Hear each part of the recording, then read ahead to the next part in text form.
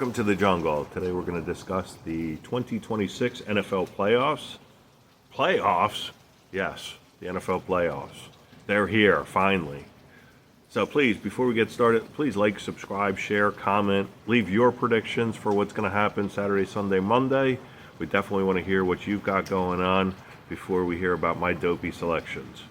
Just to clarify, last week we went 10-6, so-so, and 48-26 overall since we started this channel.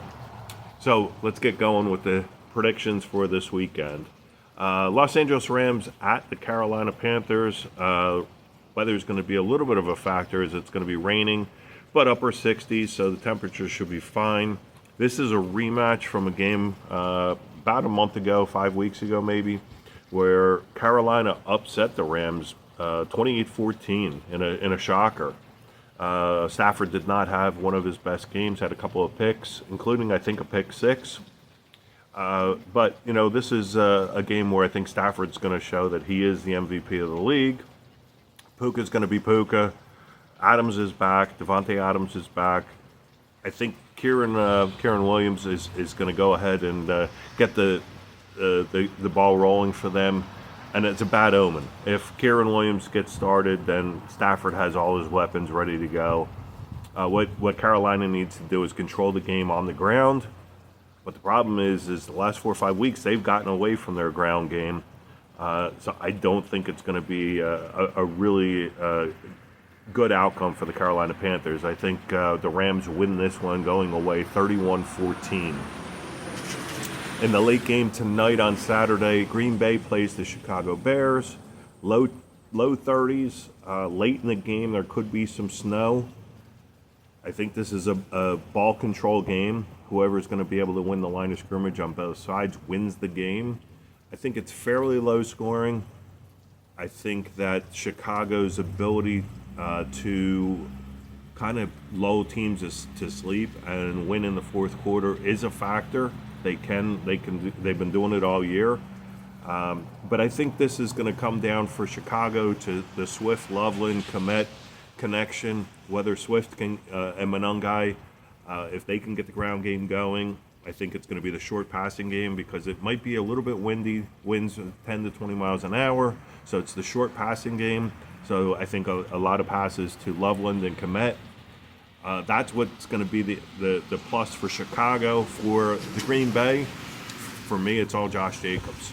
Josh Jacobs can control the game, and both teams need to play really good defense. But if Josh Jacobs can control the game, I think Love can go ahead and hit Dobbs for a couple of nice passes. He still has Watson. He still has Jaden Reed. I see this as a very, very close game, 24-21. In fact, I have 5 of the 6 games being a touchdown or less. So I think outside of the Rams-Carolina game, this weekend's going to be nail-biters. Going into Sunday, we have Buffalo at Jacksonville. Beautiful game, should be 60 degrees, mid-60s. Buffalo needs to figure out which wide receiver is going to show up because they don't really have a true number one. I don't believe Khalil Shakir is in number 1. I think at best he's in number 2. So it's going to come down to the big 3. It's going to come down to Josh Allen, James Cook, and Dalton Kincaid. For Jacksonville, Trevor Lawrence has been on fire for the last 5-6 weeks. Parker Washington has been great for the last month.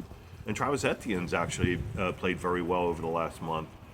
So it's gonna come down to which of those trios is gonna outplay the other team.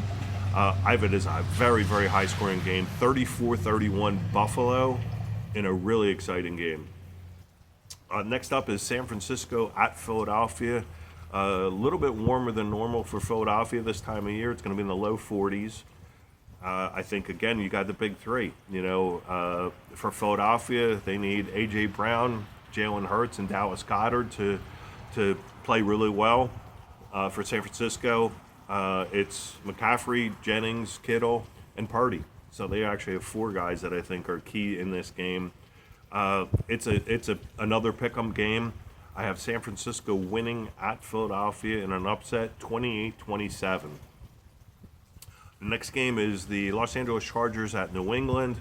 Temperature is going to be a little bit warmer than normal for New England this time of year. It's going to be mid-30s. This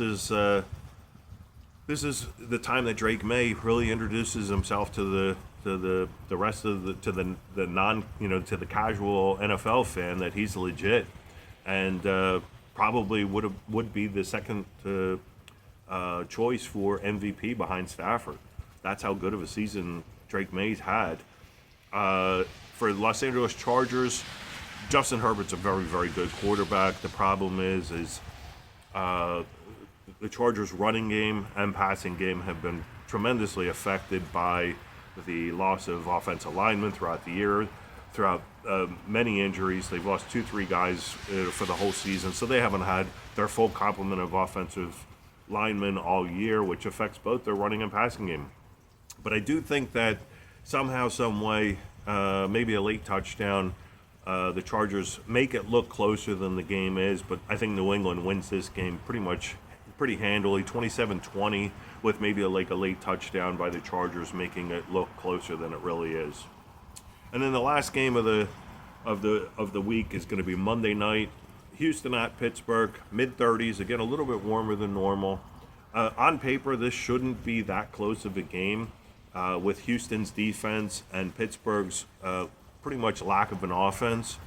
But somehow, some way, I think Pittsburgh forces Houston into field goals instead of touchdowns, makes it closer than it should be.